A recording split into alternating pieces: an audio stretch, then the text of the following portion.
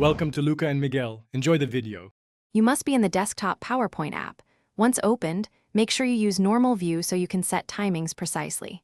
First, select a slide or multiple slides in the left panel. Hold Shift to pick a range. Then open the Transitions tab at the top and look for the timing group. This is where you start the automation. Once done selecting slides, pause and confirm you see the Advanced Slide options. This prepares everything for the next detailed steps. Now you will create the exact timing.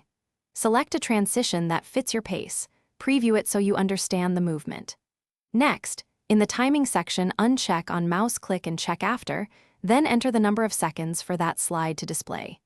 If you have narration or complex builds, use rehearse timings to record per slide durations while speaking.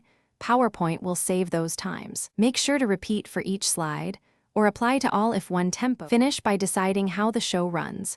Go to Slideshow, set up Slideshow, and choose Browsed at a kiosk for unattended looping, or leave standard if single play.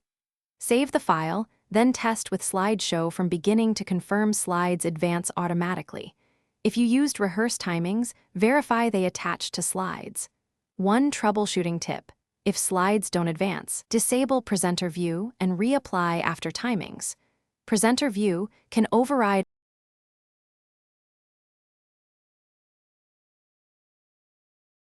Thanks for watching and please subscribe. It's the best investment you'll ever make.